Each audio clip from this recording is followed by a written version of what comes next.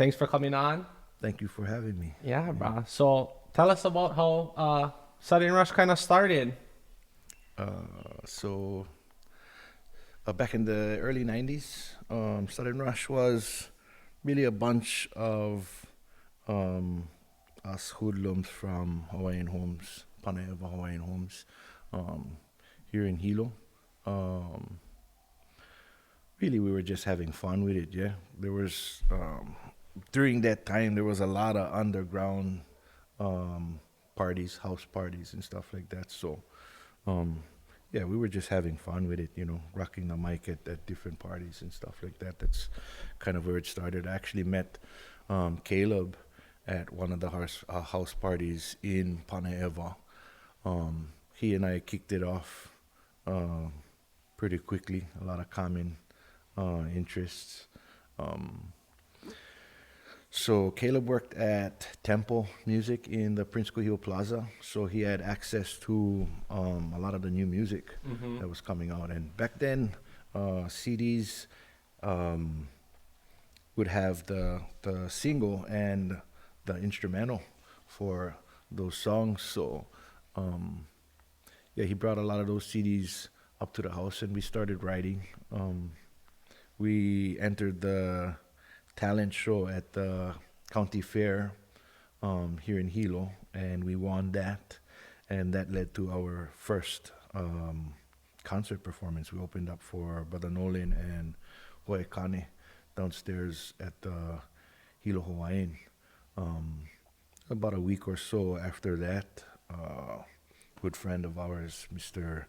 Ethan Malumota, Malu Man, approached us at a party and asked if we were interested in doing an album, and he suggested that we got together with Keala.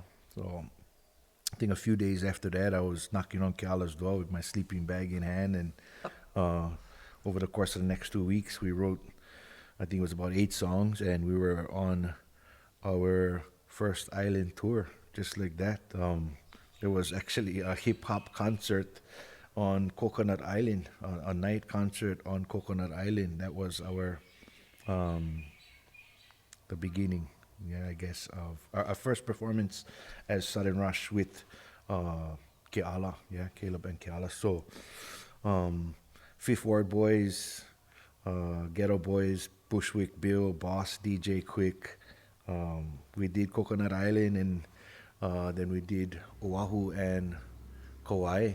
On Oahu, we performed at a club in Sand Island. I believe it was called C5. And I remember standing in the hall, and they were getting ready to introduce us, and things were kind of running behind schedule. So people were antsy. And when they went to introduce us, yeah, the crowd was booing. They were booing pretty heavy. Um, but yeah, we were pretty fired up. Yeah, needless to say, by the end of the set, um, plenty hana hoes. So yeah, thankful for that. But that's pretty much how we got started. Yeah, Nice. So How tell did me you how you guys came come up up with with the the name name Sudden Southern Rush. Rush?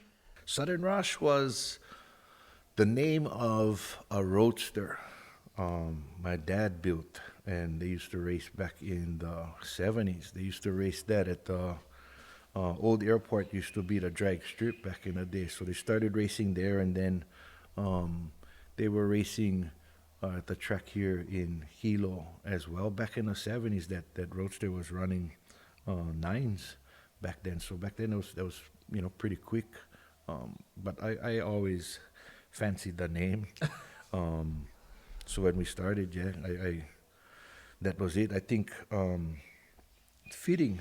Yeah, I'd like to think that it's more than the name. Really, Southern Rush is it's the feeling for me when I'm Mm-hmm. on stage, and really I hope it's the feeling that people get watching our shows as well. Yeah, Yeah. I think so for sure. I definitely think so. Kind of with Hawaiian rap music and everything, especially in the ʻŌlelo with Keala and everything, it's kind of was one Southern Rush. Yeah. You guys kind of stormed the scene in a sense. What do you think the music was a response to?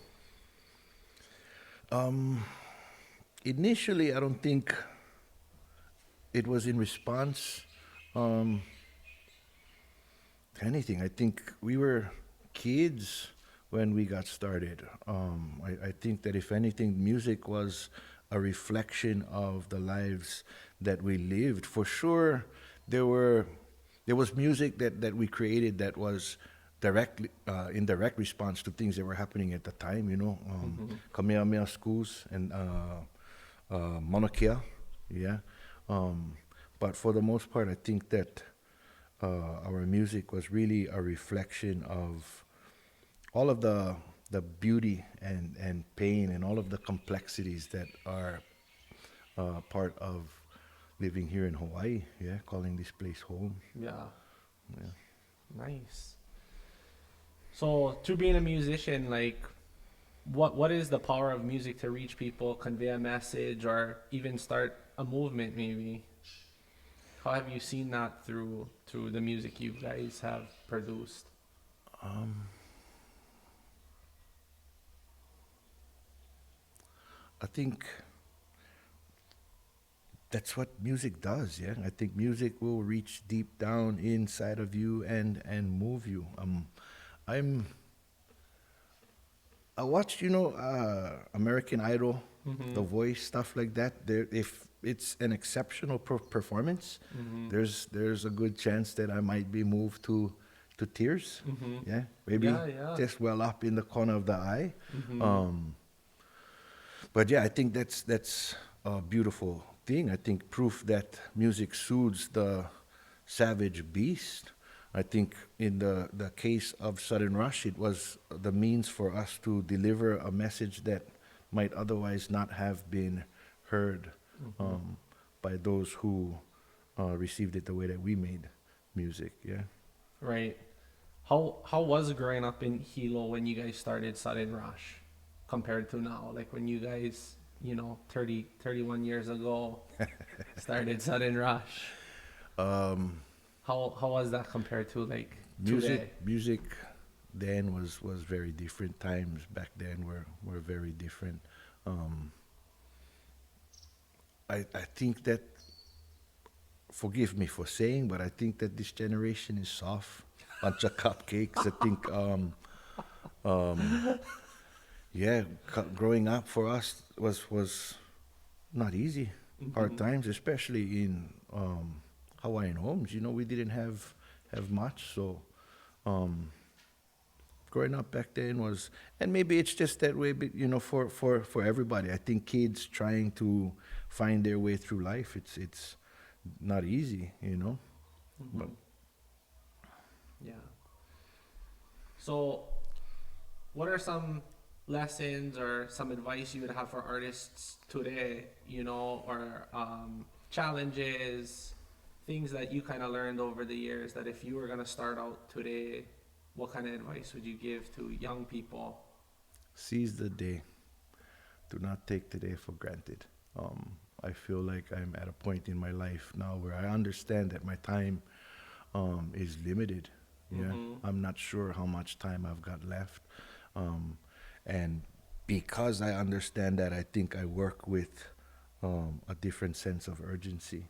Yeah, Yeah. there's a conviction there that I didn't have when we Mm-hmm. were growing up, but I do believe 100% that if I had this mentality back then, Right. there's really no limit to what we might have been able to achieve, how much more we might Mm-hmm. have been able to do with the time that we had. So yeah, for sure, if there's anything that I could share or express with the young ones today, it would be to seize the day. Yeah, don't take 3 years to do what you can do in one. Yeah, Yeah. crush goals daily. Yeah. Yeah. Yeah, I definitely agree with that too. I see a lot of people, and it's like they just think they have all the time in the world.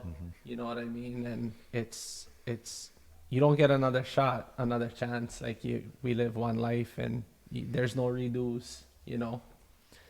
But so like the modernization of tradition. So tell us about some of the songs like Kavika, Ea, Hawaiian Eyes, Heat Lave. I think that's music evolves. Yeah, music is a form of art. Mm-hmm. Yeah, art is individual interpretation of the time and space that we live in. So Um, yeah, I think that music is meant to evolve. If you think about kahiko versus aoana, Mm-hmm. yeah, is the evolution. In Hawaiian music, we had or have contemporary Hawaiian music, which was a term coined to describe what was modern, the modern form of Hawaiian music way back then. Mm-hmm. So, um, yeah, I think that our music was perhaps the evolution of Hawaiian music. I do believe that music again is meant to evolve, and I think that it's going to continue to do so. Yeah. Constant evolution, yeah. Hmm. So, what was your initial reaction to hearing Keala rap in ʻŌlelo, Hawaii?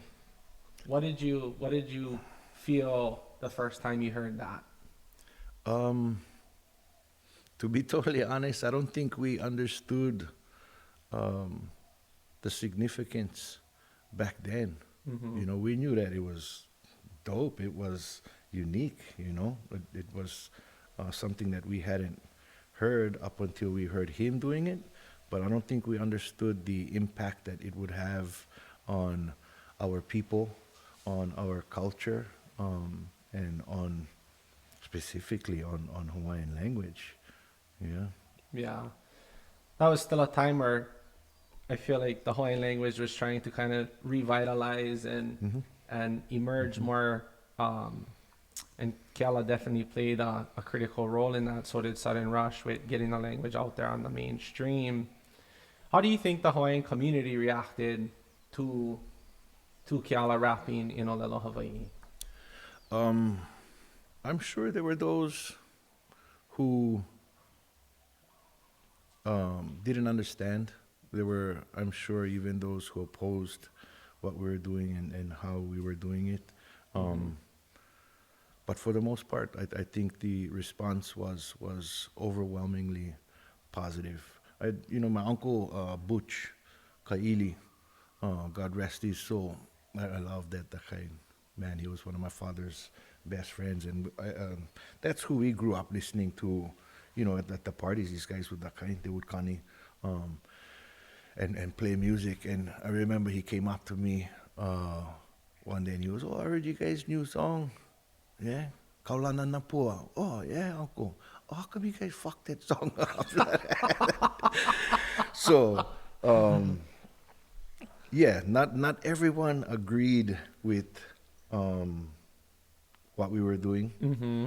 but yeah, for sure, I'd like to think that the response was overwhelmingly positive. I know for sure that when we would go, do those gigs at the immersion schools and Hawaiian functions, people loved to come and talk to Keala, and you could see the sense of pride, yeah, beaming their face and in their eyes, Mm-hmm. having those conversations, being able to have those conversations with him in ʻŌlelo, Hawaii.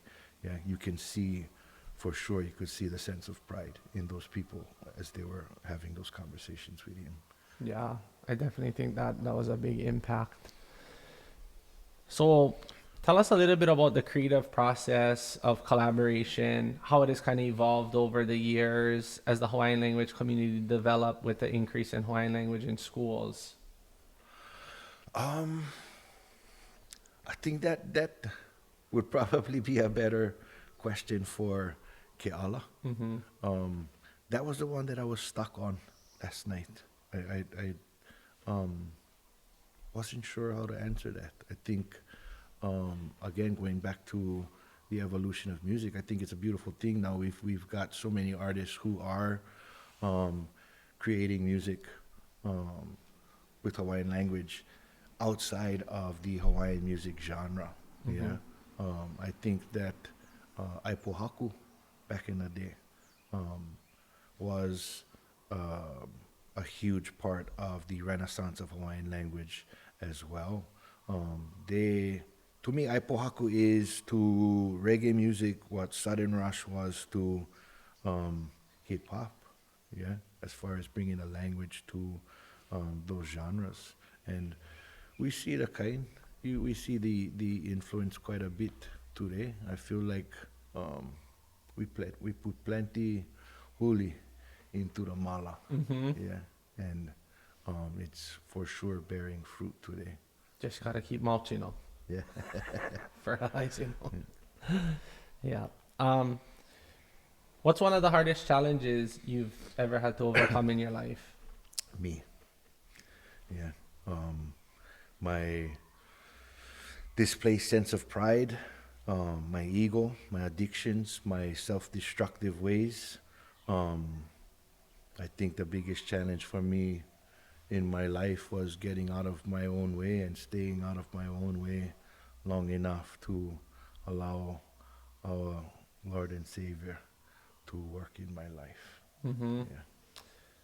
What are some of the ways that you think you've been able to overcome that? So I think that's really great. A lot of people, I think, always are trying to blame other people, and I think it takes a lot of self-development to realize that you can be your own biggest roadblock. And so for people out there, what are some of the strategies or like some of the things you've done to be able to first realize that and then move past that? I think it takes a willingness to take a long, hard, unflinching look at self. Mm-hmm. Yeah. I think for sure, as long as you've got someone to point the finger at, as long as you've got someone to blame, then it's not you Mm-hmm. who has something to fix. Right. Yeah. So if in our lives at any time, whatever it is, if we're living through times of pain and strife, I do believe that regardless of what's happening in the world around us, it's important that we be able to look within and figure out what it is that we can do to fix, our situation. Yeah.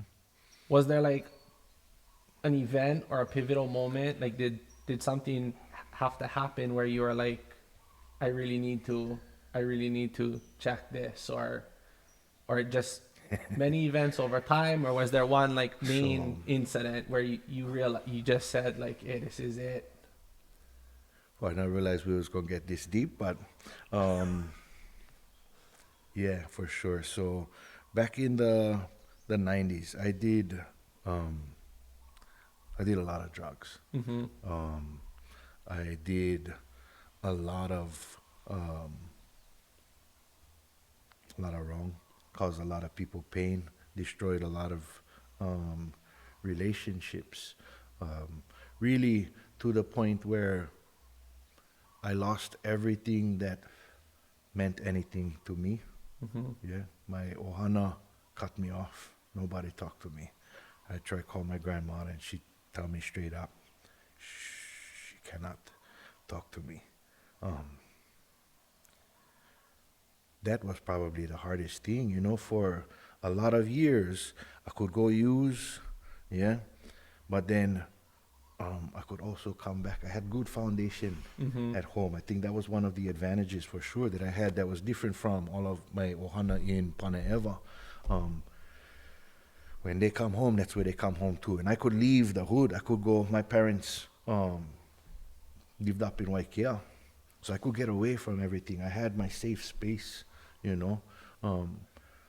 But then that was something I think that I took for granted as well. It wasn't until, because they understood that by doing that, my father in particular, I think he understood that they were enabling me by allowing me to live that life and then come home when I feel like I need safe space and just long enough to nurture myself back to good health, yeah, or at least a strong enough state of mind to want to go back out. Yeah. Go back out, and then I would binge for another few weeks, to the point sometimes where months. I would Yeah. literally be out on the street for months. I at one time, you could find me walking around downtown Hilo. Yeah, no more slipper, shorts 2 sizes too big in one hand, and no more shirt on. Mm-hmm. Yeah, like one of the crazies out there. And I was literally not in I wasn't sane, up for too many days, delirious. Yeah, sleep deprivation is a very real thing. I was freaking cuckoo Yeah. out there. Um, so yeah, I've been there. I've lived out on the streets. I know what it's like to have absolutely nothing and no one to turn to. I used to hear all the time while I was out there on the streets, "Oh, brother, what you doing over here?" Guys would recognize me and, "Oh, you don't belong over here." "Oh yeah, hold that thought." Smoke, yeah, and then, you belong here, huh? Any of us belong here? Fucking bomb in my eye with that shit. Get the fuck out of here. You know what I mean? Yeah, it was. Um, Not easy. When I found myself by myself, um, I wanted to make a statement. Actually, in 1998, um, took a bed sheet and tied it to the rafters in the utility room at my friend's house in Puna and um, took the leap, swung. I had a conversation with my boy's mom, and I was asking her if she was going to stand by me, and she said she couldn't. The family was in agreement, had to let me go, had to let this take its course. So when she left, I already had them strung up. So when she left, I went inside and um, took the step off of the dryer, and I remember my feet like this on the floor, barely touching the floor while I was swinging. Um, Fortunately, she had a feeling. She came back, and I remember just before I went out, I was hanging, and she came into the doorway, and the look on her face, she couldn't believe what she was seeing, and in my insanity, I remember looking up at her and just smiling, yeah, because I got to have the last laugh, you know. Luckily, my brother Alfred was in the house, and she, I guess, went and called him, and he came and picked me up, and she took the thing off my neck, and we all fell down in the utility room. And I went walking out into the garage, and I remember turning back and looking at them and laughing. Yeah. So yeah, that's what it took. For me, my best high was an overdose. And people talk about rock bottom. Rock bottom for me was through a noose. Yeah, I believe for sure that I've been to rock bottom, because any lower than that, I'm not here today. That was absolutely the lowest that I could go. And that was for sure life-changing for me. It was after that I checked myself in to bisect. Yeah.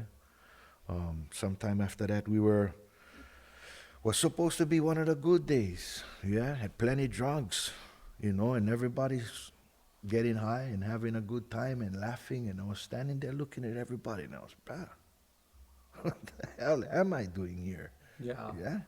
Who are these people? So I went outside and I picked up the phone and I called bisect. They gave me an emergency assessment 2 days later. So the night before, yeah, we all know I gotta go, so party, right? Last hurrah. So we partied, the sun came up and we were still partying. And the time for my appointment came and went and we were still partying. And I'm not sure when I made the second call, but a day, maybe 2 days later, I called bisect again, and they explained that they couldn't give me another emergency assessment. I had missed that appointment and somebody else could have used that spot. So next available was 2 weeks or so after that. And same thing. I mean, I stayed out on the street for another 2 weeks, and the night before I went party. Again. Yeah, of course. I mean, last hurrah, you know. And I remember going out onto the street that night, and Oh boy, no more. What the hell are you doing out here on the corner then? Boom, hit the next guy. Oh, no more, bro. I go knock on my friend's door. Oh boy, come. Went inside. Oh, you know, like go sleep. Oh fuck, I like party, bro. Gotta go tomorrow. I know. Tomorrow your appointment, eh? Go sleep. Fuck, bro. I don't like sleep. I like party. Said tonight, no more nothing for you, boy. What you mean? Said everybody, no, you missed your appointment last time.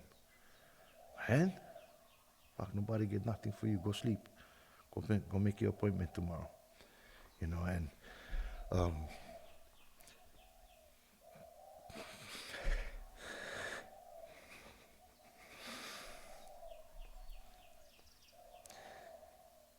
to me that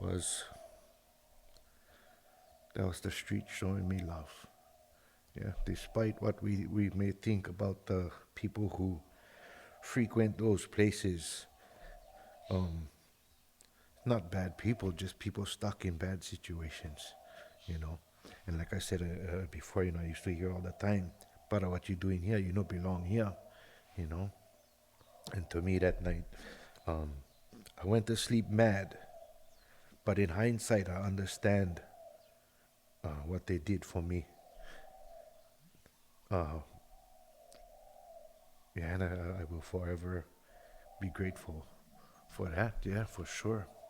Oh, I call him my.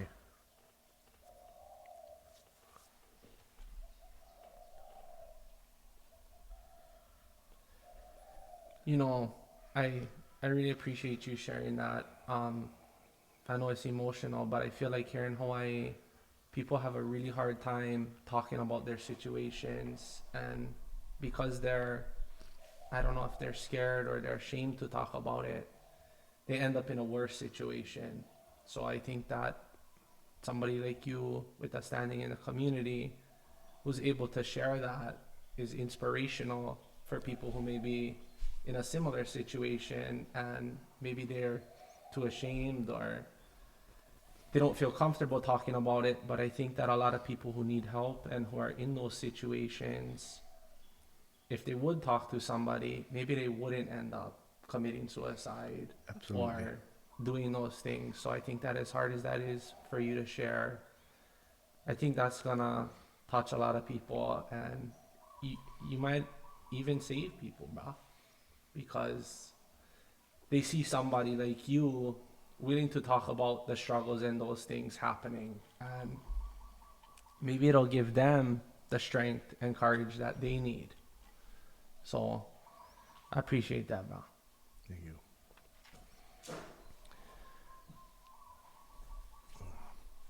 So if you could turn back time and talk to your 18-year-old self, what would you tell him? Um, Same thing I would tell the other young artists. Yeah, seize the day, for Mm-hmm. sure. Um, I'm sure there's a lot of other good advice that I could give, um, but I think a lot of good comes from having that mentality, having the discipline. Yeah, when you work hard, that's the kind. I mean, to this day, um, it wasn't too long ago that I was going through another one of those dark periods. Yeah, there was some stuff that I went through, and I had um, lost some of what I had worked so long to build, and that broke me.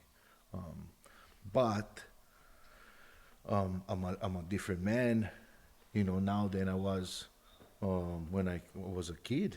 And I Mm-hmm. understood the value of hard work. I understood that although I was in a dark space, the best way I could treat my depression was with more hard work. Mm-hmm. Yeah, I believe that more work is the solution to just about every problem. Yeah, it's um, really not living up to our potential. I think that probably is the number one cause Of of depression. depression. It's Yeah. understanding that you're capable of more and then choosing not to do more that will leave you feeling like less than you could or perhaps even should be. Mm-hmm. Yeah. Yeah. So you think it's Sorry. kind of a choice to not work hard. I think that we get caught up in life, especially when you're young. The fear of missing out. Mm-hmm. Yeah. Mm-hmm. It's easy to get caught up in the lifestyle, to want to go out and party. Yeah. It's shitty when everybody wants to go out and drink and you're the guy who gotta go work 6 o'clock in the morning. You know, everybody else gets to go and have a good time, and I have to be disciplined enough to make sure that I get to bed at a certain time.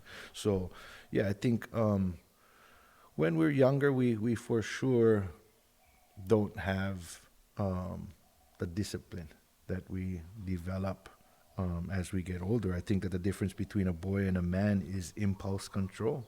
Mm-hmm. Yeah, as kids, kids don't have impulse control.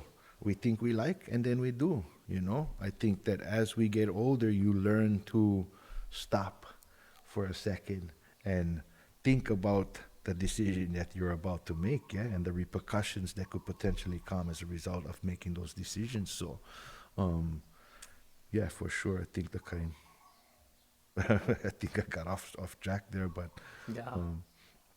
yeah. Yeah, that's where I'm at too. I'm like, this year we're gonna take a preventative stance instead of like a problem solving stance. Like, let's try to prevent the problem initially. That way we don't need to come up with a solution. There you go. We just prevent it from the beginning. But so what is something you think that is true that nobody agrees with you on? Oh, I had a hard time with that one too. Honestly, one of the things that kept coming to mind is that Michelle is Mike. Oh, mamas.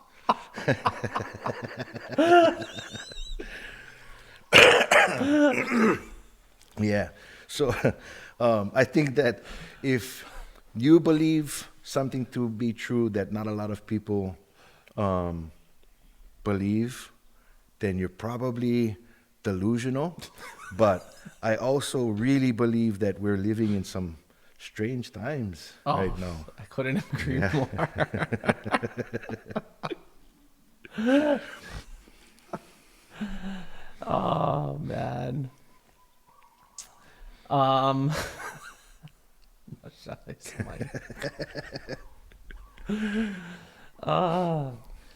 So what kind of playlist do you have? What are your favorite artists by genre and occasion? Um. So, yeah, I have a bunch of playlists actually. Mm-hmm. So,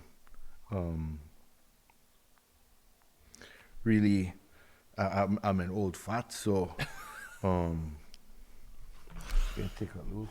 Yeah. There's California a bit of roots. everything, yeah.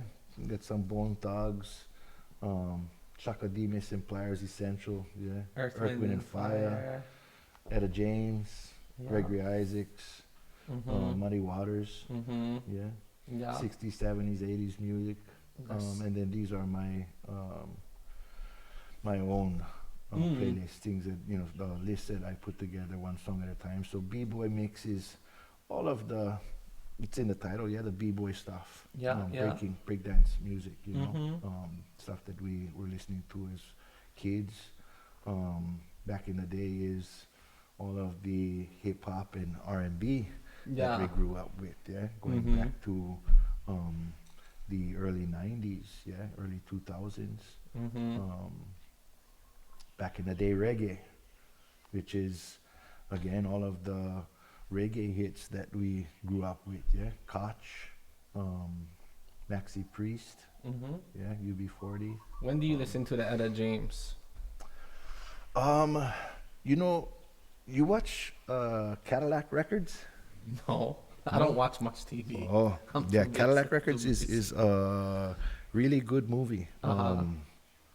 And that was, I think, where it was after watching that I downloaded the Etta James Essential. Mm. That's where if you watch the movie and you listen to the music, really that's where um, the blues started. That's where rock and roll music started. Yeah, you can hear the evolution of those influences Mm-hmm. in um, the decades Mm-hmm. after. But I do believe that artists like Etta James and Muddy Waters are um, imperative. They were imperative to um, the way that music was created back then, and are without a doubt some of the biggest influences on music as a whole, spanning generations and genres. Mm-hmm. Yeah. Who are some of the most influential artists for you? Like creating your music and when you were starting out? Um, I love Method Man, Wu Tang Clan. Wu was uh, lyrical. Mm-hmm. Yeah. Um, I think Method Man had a way of delivering his flow uh, melodically. Yeah, he had Mm-hmm. a way of delivering his flow in a way that had you hanging on his words. Yeah, um, easy to listen to.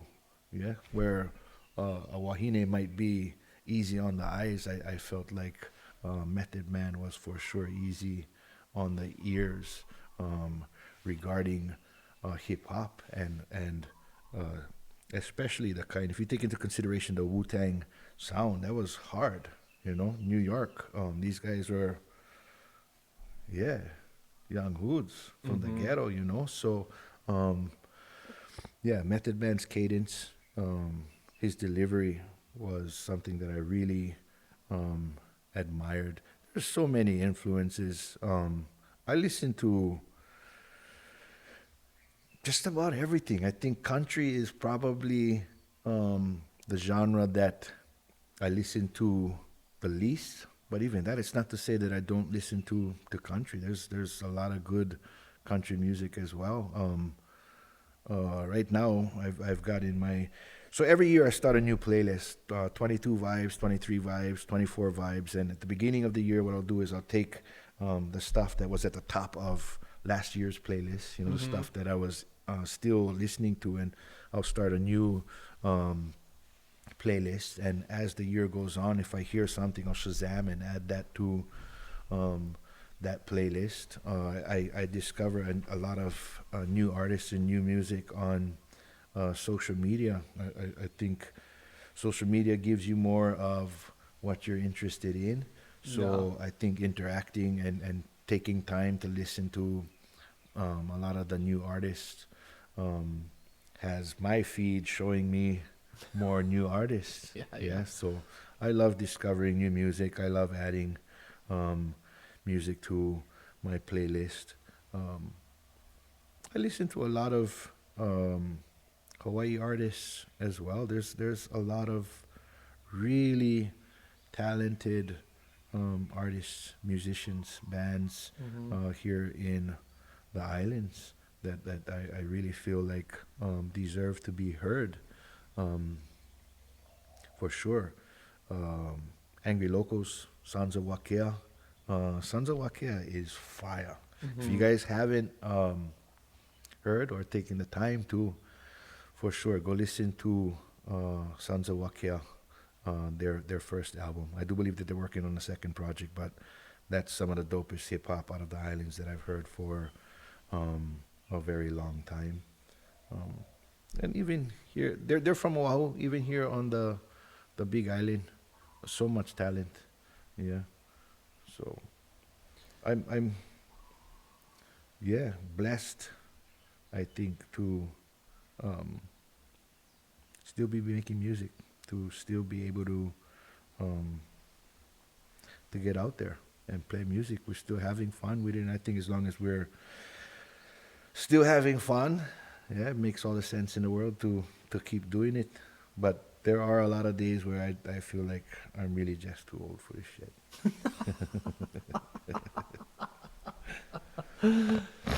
So you have any upcoming like collaborations or songs? Like Um, yeah. what's the future hold? Um, so I started my solo project about 20 years ago. So and everything in God's time. Mm-hmm. I feel like um, there's a reason it's taking this long. You know, what I would have released as my solo project back then is for sure not what I would release today. But I think there's an evolution there. I think there's a maturity now with what I've been able to create and what I've kept, yeah, for that project. Um, so definitely looking forward to doing that. That's one of those things, you know. When we finished Ku'okoa, I think it was important. I understood that if I didn't finish that album, it might not have ever gotten done, and I felt like it was important that we were able to finish that and that people got to hear that. I feel like it would have been an absolute would have been poho to have had all of that created with Keala and not, you know, give the world the opportunity to hear it. So for sure, it was. I understood that it was important that we got that done. I'm glad that we did, and now um, I think it's important for me to finish my solo for the same reasons. Yeah, if I don't finish that now, it's music that will never be heard. It just dies. It dies with me. You Mm-hmm. know. So I'm not sure how much time I have left, but God willing, I do have enough time to finish that. Um, that's definitely something that I want to do. Um, but I also want to do everything that I can to give back to our music community. Yeah, to all of the talent that we were talking about having around us. I do whatever I can to be supportive of these young artists. I feel like I've got this. This is one of the things that I've been good at. Promotion, marketing, music, Mm-hmm. um, and really, I can't say that I believe it has much value if I cannot use it to help people. You know, to help those around me. So that's yeah. I think in a lot of ways that's where my life has gone. Yeah, with music, and then like we were talking earlier about wanting to be a counselor. Yeah, um, going back to those dark spaces and trying to see how many guys we can pull out. I think that um, I lived for me Mm-hmm. long enough. Yeah, and I think that I really believe that there's no greater life than one lived in service of others. So that's that's where my mindset is today. That's what my mentality is today. Yeah. Yeah. Well, I think you sharing your stories and your experiences has definitely gonna help other people. So I think in that way you've probably done a lot of people in service. Thank you. Yeah. Solid. Well, I appreciate it, Ra. Right Kayla, on. Thank you. thank you for joining us. Awesome. It was Awesome. a pleasure. I always love to hear good stories from other local bradas, and what you guys have created has inspirational. I mean, the music and everything you guys have done, especially with Kiala, like helping with the revitalization. My kids go to Navahi, so I know Kiala used to be one teacher there. That was before they made it there, but so that's really important to us as Ohana as well, and just perpetuating the culture and putting it on the world stage like that is it's great. Right on.